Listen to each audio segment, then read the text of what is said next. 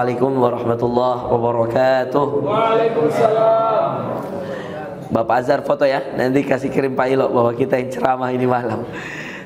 Bapak Ibu sekalian, bersyukur alhamdulillah pada kesempatan hari ini atas izin Allah ya, kita diberikan kemudahan untuk istiqamah dalam tarwih ya. Betul kata Ustaz Das saat di grup itu ya. Kalau kita tinggalkan tarwih di bulan Ramadan, apa pipa ada yang keberkahannya ya. Kurang apa lagi? Karena yang membedakan antara bulan Ramadan dengan itu memang sholat malamnya tarawih itu Pak. Kalau puasa sunnah, mohon maaf Pak, kalau puasa wajib, ada puasa Senin Kamis, betul tidak? Ada puasa Ayyamul Bid yang persis sahur sama, buka puasa sama. Yang membedakan nuansanya Ramadan dengan tidak itu sebenarnya Pak, bukan hanya pada puasanya, pada sholat malamnya itu. Dan Bapak Ibu tahu nggak siapa orang yang paling pertama mewajibkan ini sholat tarwih dikumandangkan di semua masjid supaya kemudian kaum muslimin punya suasana? Umar bin Khattab. Rasulullah, Bapak Ibu sekalian, kalau kita mau telusuri, sholat tarwih itu persis seperti sholat malam, qiyamul lail. Cuman dia di Ramadan dinamakan tarawih. Tarawih itu diambil dari kata roha. Roha itu diambil dari kata istirahat. Jadi dalam bulan Ramadan kita ini ingin mengistirahatkan hati supaya semakin dekat pada Allah. Itu sebenarnya tarawih. Supaya tahu asal katanya, istaraha yastarihu atau taraha yatarahu. Itu roha itu mengistirahatkan hati.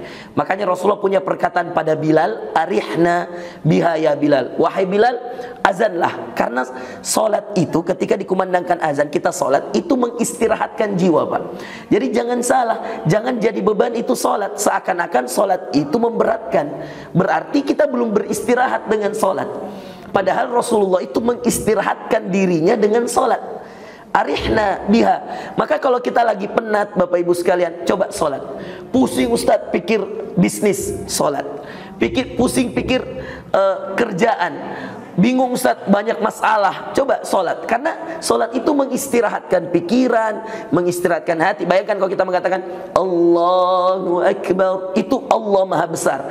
Kita selalu fokus sama kalimat Allahu Akbar. Allah, kita baca Allahu Akbar kabira walhamdulillahi katsira. Itu misalkan yang pakai iftitah itu.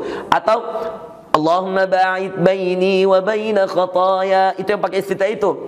Atau ada yang pakai subuhun quddusun rabbul malaikati warruh. Misal ada yang pakai iftitah itu, boleh-boleh aja.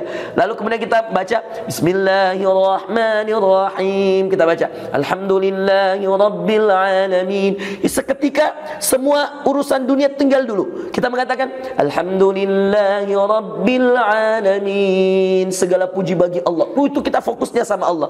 Tenang itu hati Bapak Ibu sekalian. Karena janji Allah dalam surah Ar-Ra'd, alladzina amanu, dan orang-orang beriman, wa tatma'innul qulubuhum bidzikrillah, hati mereka jadi tenang karena berzikir. Dan apa zikir terbaik Pak? Quran. Dan kapan baca Quran terbaik? Salat. Jadi kalau mau diurut ini, apa zikir terbaik? Baca Quran. Dan apa waktu momentum baca Quran terbaik? Salat. Makanya kalau seperti 3 malam terakhir, Rasulullah apa yang dilakukan Pak? Baca Quran lewat hafalan? Enggak. Apalagi buka Quran. Iya, mana Quran? Pinjam Quran muda. Iya. Apalagi buka Quran. Zaman Rasulullah Ibu, belum ada Quran ini Pak. Jadi gimana? Zaman siapa ada Quran dalam bentuk kertas seperti ini dikumpulkan? Utsman bin Affan. Jadi apa yang dilakukan Rasulullah kalau malam-malam bangun? Salat. Apa yang dia perpanjang? Bacaan Quran. Makanya warattilil Qur'ana tartila. Bacalah Al-Quran dengan tartil. Nah subhanallah Bapak Ibu sekalian, kita menghadapi 10 kedua dan sebentar lagi 10 ketiga. Apa yang dilakukan Imam Masjidil Haram Pak? Kalau bangun, kita kemudian kalau iktikaf ya di sana. Tahun lalu alhamdulillah saya iktikaf di sana. Masya Allah suasananya beda memang. Luar biasa itu 10 hari terakhir Pak. Tidak ada yang kenal Ki, tidak ada yang ganggu Ki. Tidak, subhanallah kita datang dan subhanallah kita menghadap Ka'bah. Kemudian dengan Imam Sudais, alhamdulillahi rabbil alamin, dengan nada-nada yang cepat itu, mau meneteser Ar-Rahmanir Rahim maliki yaumiddin. Sudais. Ada Mahir Muakil, alhamdulillahi rabbil alamin, dengan nadanya Allah. Itu Pak luar biasa. Kita dengar aja, gak ngerti aja. Samping kanan saya itu orang Indonesia, kakek-kakek Pak. nangis. Sudah sholat saya tanya, kayak ngerti? Enggak, nggak ngerti aku. Orang Jawa Pak, aku nggak ngerti. Kok nangis? Ya nggak tahu, kata dia. Coba Pak, nggak ngerti aja. Itu Quran ini, ya Allah Pak, berkah betul. Makanya ini bulannya Quran. Kenapa kita disuruh tarawih Pak? Supaya dengar Quran. Siapa yang nyuruh kita berjamaah habis Isya? Dulu awalnya Rasulullah lakukan Pak. Perhatikan Ibu, supaya tahu sejarahnya sholat tarawih. Subhanallah, Rasul itu lakukan hari pertama dikumpul sahabat. Setelah Isya sholat, Rasulullah imami. Hari kedua Rasulullah imami. Hari ketiga Rasulullah imami. Hari keempat Rasulullah imami. Habis hari keempat Rasulullah tidak mau lagi keluar.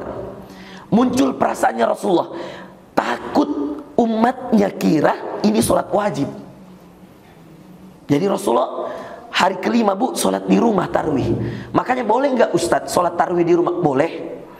Iya. Boleh nggak witir di rumah? Boleh. Bahkan kalau sholat sunnah itu sebaik-baik sholat sunnah Bu, mohon maaf Pak, ya ini saya perlu perjelas hadisnya.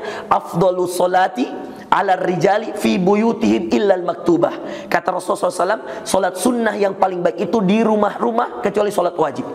Makanya even sholat subuh, bahkan sholat subuh pun Ibu, Bapak, Rasulullah itu sholat sunnah sebelum subuh di rumahnya, baru dia ke masjid. Cuman masalahnya rumah Rasulullah dengan masjid itu cuman di sini dengan sini, gitu loh. Pernah nggak lihat Raudhah di Masjid Nabawi? Itu kan kuburan, rumah dulu. Disitulah meninggal Rasulullah. Dalam hadis dikatakan, dalam perkataan Nabi SAW, Nabi itu yudfanu haitsu matu. Kata Rasulullah, Nabi itu di mana dia meninggal di situ dikubur. Karena Rasulullah meninggal di rumahnya Aisyah, maka dikuburlah di rumah Aisyah, Bapak Ibu sekalian. Nah, rumah Nabi dengan tempat mimbar, pernah lihat gak? Itu kan jaraknya cuma kayak satu pintu Pak, sudah sampai. Itu yang dinamakan sekarang Raudhah, karena hari-hari dilewati Rasulullah. Makanya ada hadisnya, barang siapa yang sholat berdoa di Raudhah, maka mustajab doanya. Karena di situ tiap hari Rasulullah lewat. Namanya Raudhatun min Riyadil Jannah. Hadisnya ma baina baiti wa mimbari. Antara rumahku dan mimbarku Raudhatun min Riyadil Jannah. Adalah taman-taman surga di bumi Allah. Siapa yang berdoa pasti Allah jawab. Nah, menarik. Kenapa Rasulullah tidak selesaikan, tidak wajibkan ke umat? Karena Rasulullah itu selalu mengedepankan apa yang tidak memberatkan bagi umat. Maka boleh nggak Ustadz saya sholat tarawih di rumah? Boleh. Tapi subhanallah, perhatikan Bapak Ibu sekalian, Umar bin Khattab, seketika Abu Bakar meninggal, Umar lihat, ini kok Ramadan kayak bukan Ramadan. Itulah yang di Ustaz Dasat chat di grup kan, ini kok Baitul Iman, kalau bukan rombongannya Ustaz Dasat yang ramaikan, kok sepi kan gitu ya. Pak Azharnya jadi saksi. Makanya saya langsung komen kemarin di grup itu, ada saya punya grup sama Pak Azhar, Pak Ilo, Ustaz Dasat, Dr. Capo, itu namanya Hijrah Project. Dari dulu itu, dari 4 tahun, 5 tahun ini, subhanallah, kita pernah bikin event sama-sama di Triple C. Iya, Hijrah Fest, alhamdulillah. Di sini dulu meeting Hijrah Fest juga, masya Allah. Pak Azhar lah ini salah satu juga yang menjadi ini penasihat di situ dulu. Nah, Bapak Ibu sekalian, menarik. Ketika Ustaz saya bilang, apa Pak yang anunya kalau tidak ada rombongan kami, cuma berapa orang yang dari Baitul Iman. Iya. Nah, ini kan menarik. Padahal di kompleks ini kan banyak orang, Bapak Ibu sekalian. Kami aja Ustadz ya, kalau saya lagi kosong-kosong ya, saya cari sholat di sini. Karena kita merasa nyaman, kan orang-orang dikenal di sini. Iya. Begitu ya Ustaz Dasat. Selain historinya, saya yang resmikan dengan Ustaz Dasat waktu itu dengan Pak Idris Manggabarani dengan Pak Gubernur. Prof waktu itu ya Pak Azhar ya, kita bikin tenda di sini. Historinya ada dengan ini masjid Bapak Ibu sekalian. Nah, yang kedua kedekatan emosional dengan orang-orang yang di dalamnya juga masya Allah kita dekat karena kita sama-sama banyak dalam aktivitas yang sama. Nah, apa yang membuat dia diwajibkan oleh Umar? Ini menarik. Kenapa Umar wajibkan? Padahal Nabi tidak wajibkan. Inilah hebatnya Umar, Pak. Menarik ini Ibu untuk dikaji. Kenapa Umar wajibkan? Waktu itu tulis surat, Umar bikin komando ke semua daerah jajahan Islam, semua yang sudah dijajah, sudah ditaklukkan, sudah dimerdekakan. Umar bikin surat kepada semua gubernur. Dia katakan setiap setelah sholat Isya adakan tarawih berjamaah di masjid. Tegas. Tahu kenapa Pak? Karena ketika Abu Bakar wafat, masuk bulan Ramadan, Umar melihat ini kok Ramadan kayak bukan Ramadan. Malam itu orang berkeliaran kemana-mana, nggak jelas. Ini kok Quran tidak dibacakan dengan banyak. Maka Umar mengambil pendapat bahwa dulu Rasulullah pernah mengimami kita meskipun cuma beberapa hari. Waktu Rasulullah hidup tidak semua hari di bulan Ramadan. Maka Umar mengambil ijtihad sebagai seorang pemimpin, Amirul Mukminin. Umar tulis surat bahwa adakan sholat tarawih merujuk pada amalannya Rasulullah di hari-hari pertama Ramadan. Kenapa kita tidak jadikan itu untuk semua Ramadan? Kenapa cuma 4 hari? Kita jadikan semua Ramadan tarawih diadakan. Maka hari ini Pak, di Saudi, di tempat saya S1 sampai S3 12 tahun di sana, di Sudan, di Turki, di Yaman, di semua negeri Islam, di Libya, di Mesir, di Maroko, semuanya setelah sholat Isya, sholat tarawih. Siapa yang punya amal jariah ini? Umar. Makanya waktu meninggal Umar, sahabat yang termasuk dekat kan Utsman, setelah itu baru Ali. Itu Ali, waktu setelah meninggal Umar, meninggal Utsman, Ali yang jadi Amirul Mukminin. Dia waktu malam Ramadan Pak, dia sengaja lewat kuburannya Umar, dia ziarahi. Lalu kemudian dia katakan sambil berdoa sama Allah, ya Allah, nawwarallahu qabra Umar kama nawwara masajidana. Dia ingat betul karena Ali ini orang pertama masuk Islam dari anak muda. Dia katakan dulu waktu Abu Bakar memimpin, orang tidak hidup Ramadannya. Banyak orang lari ke pasar-pasar, banyak yang tidak mau keluar ke masjid-masjid, tidak mau sholat tarawih setelah sholat Isya. Maka kemudian tidak ada suasana yang hidup di bulan Ramadan. Padahal malamnya Ramadan itu ada Lailatul Qadar, salah satunya di antara 30 hari itu. Maka Ali bin Abi Thalib menziarahi kuburnya Umar, lalu mengatakan apa Pak? Nawwarallah qabra Umar kama nawwara masajidana. Ya Allah, saya bersaksi ya Allah, kata Ali bin Abi Thalib, bahwa semoga engkau berikan cahayamu yang sempurna kepada kuburannya ini Umar, berhadapan dengan kuburannya. Semoga engkau berikan cahaya sempurna pada kuburannya Umar ya Allah, sebagaimana Umar menghidupkan masjid-masjid kami dengan cahaya-cahaya Quran di bulan Ramadan. Karena kalau bukan tanda tangannya Umar, kalau bukan perintahnya Umar, kalau bukan instruksinya Umar, maka sampai detik ini Pak, mungkin, mohon maaf, masjid itu beda-beda pendapat. Mungkin Baitul Iman bilang kita tarawih deh. Mungkin masjid lain-lain enggak usah deh. Mohon maaf, di negara-negara akan beda pendapat. Di Sudan mungkin enggak usah tarawih. Buktinya di Sudan tetap tarawih. Di Masjidil Haram tarawih. Saya ke Yaman tarawih. Pernah ke Qatar tarawih. Sama, semua tarawih Pak. Siapa yang punya amal? Umar bin Khattab. Allahu Akbar. Dan betul Pak, kalau tidak ada tarawih hari ini, apa yang membedakan ini Ramadan atau bukan? Iya. Itulah manfaatnya tarawih Bapak Ibu sekalian. Kita luangkan waktu Pak, dan Masya Allah tarawih itu dihitung sholat malam. Jadi kalau Bapak sudah tarawih, artinya Bapak sudah tahajud. Beda penamaan nama saja Pak. Karena tarawih itu qiyamul lail juga Ji. Cuman kalau di Ramadan dinamakan tarawih. Mari mengistirahatkan diri dengan Quran. Allahu Akbar. Dahsyat. Kalau Ustaz 10 terakhir kita sudah tarawih Ustaz, sudah witir, terus bangun lagi, mau lagi dapat Lailatul Qadar, bangun lagi jam 2, boleh nggak saya tahajud? Boleh. Sama di tahajud namanya. Bedanya nanti ketika tahajud tidak perlu tutup dengan witir. Karena ada hadis Rasulullah, kalau kita sudah witir di awal, kata Nabi SAW, tidak boleh ada 2 witir dalam satu malam. Jadi Bapak pilih. Nah, Ustaz, mana yang lebih afdol? Ya, ini kalau ada yang bertanya sama saya nih ya, mohon maaf. Ustaz, kalau misalnya 10 terakhir atau sekarang, saya ikut sama imam tarawih sampai dia witir, atau saya cukup imam tarawih, ikut tarawihnya imam, setelah itu saya pulang sholat tahajud karena saya mau bangun jam 2 Ustaz, saya sholat tahajud lalu saya witir di rumah atau saya witir di tahajud. Kalau saya Pak, kalau imamnya witir, perhatikan Ki, kalau imamnya witir yang tarawih ini setelah Isya toh, kalau dia witir, ikut ke witir sama dia. Ustaz, kan saya mau bangun di jam 2. Tidak apa-apa, Bapak tinggal tambah tahajud, tidak perlu tambah witir. Kenapa? Perhatikan Ibu, kenapa? Karena saya kasih tahu Ki hadis. Dengarkan baik-baik. Biasanya itu banyak orang berbeda pendapat kalau 10 terakhir nih Bu. Dia bilang, tidak mau aja saya witir. Kenapa? Dia bilang, karena saya mau pulang, nanti saya mau bangun di jam 2. Atau saya mau lagi datang ke masjid ini jam 2 karena ada tahajud itikaf ya. Biasa kita di sini juga. Beberapa tahun yang lalu ya Pak Azhar ya, saya berapa kali imam juga kalau itikaf. Nah, itu kan saya sampaikan kalau saya imam. Tabe yang sudah witir tadi malam, ya, tidak perlu witir lagi. Atau kalau mau witir, niat tetap tahajud. Jadi ketika saya salam, Assalamualaikum warahmatullah, Assalamualaikum warahmatullah, yang sudah witir tadi tambah 1 rakaat. Supaya jadi berapa? Jadi 2. Ya. Maka lengkap dia witir tadi di awal, dan dia tahajud tidak perlu lagi witir, dia tahajud malamnya. Nah, Ustadz, apa yang harus saya lakukan? Apakah saya witir bersamaan ketika tarawih, atau saya bangun malam dan saya ikut witir ketika sholat tahajud? Maka kalau saya selama di Baitul Iman setelah Isya tarawihnya ada witir, maka ikuti imam. Kecuali kayak Masjidil Haram. Pernah kita lihat di Masjidil Haram, Pak? Kalau saya 10 terakhir di Masjidil Haram itu tahun lalu, 8 rakaat tidak pakai witir. Setelah Isya 8 rakaat tidak ada witirnya.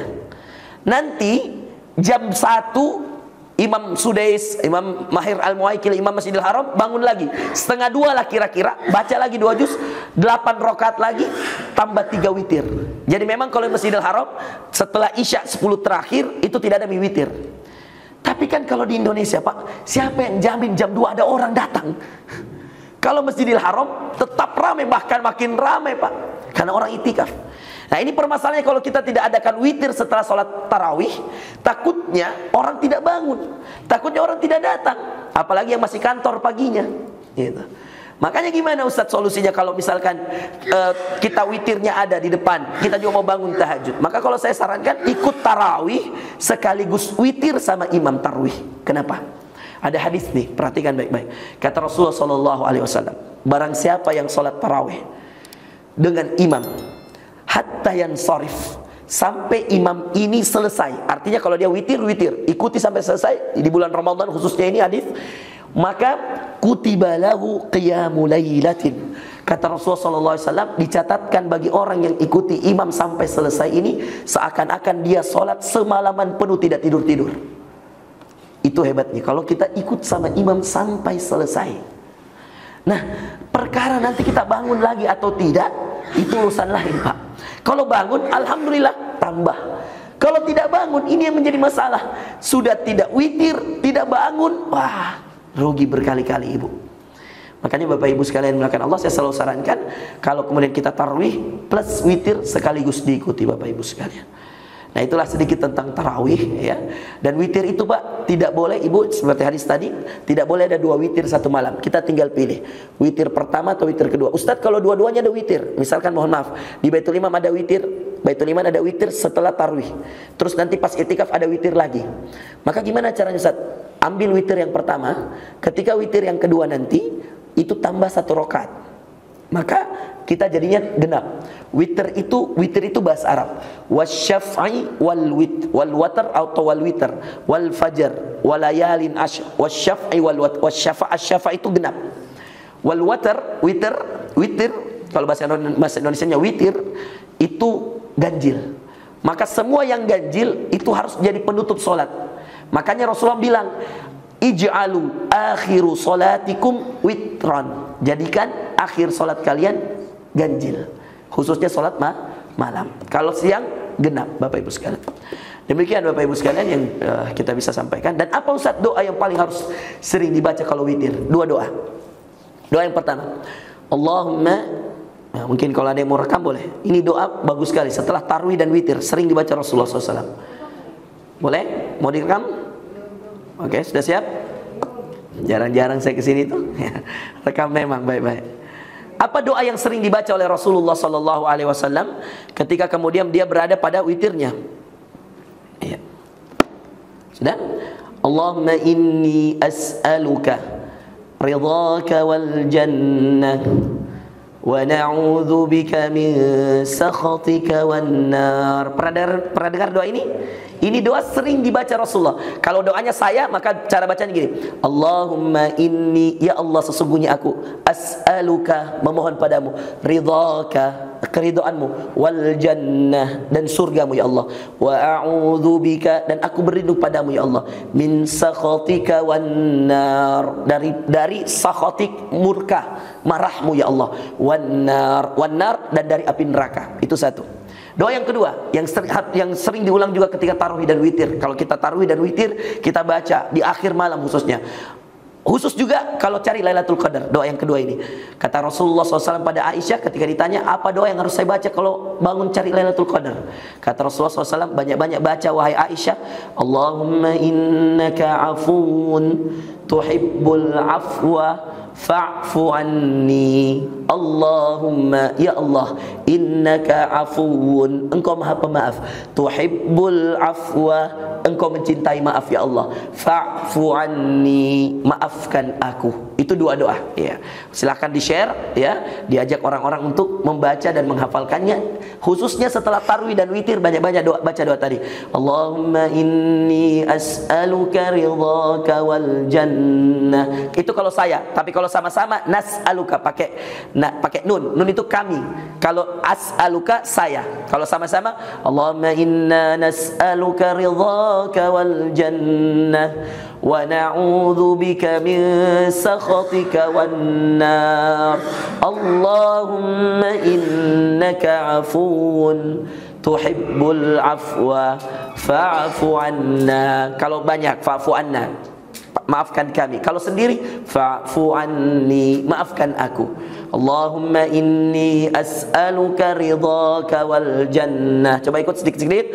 Allahumma inni as'aluka ridhaka wal jannah. Allahumma inni as'aluka, ridhaka itu keridhoanmu ya Allah, wal jannah. Ini bagus banget artinya Pak. Kita minta ridhonya Allah, karena kalau tidak diridhoi amalan tak diterima.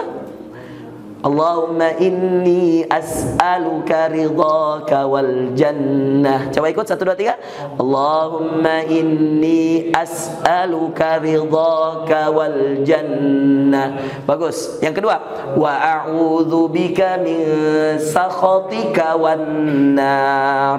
Wa a'udzu bika min sakhatika. Sakhatika itu apa? Marah.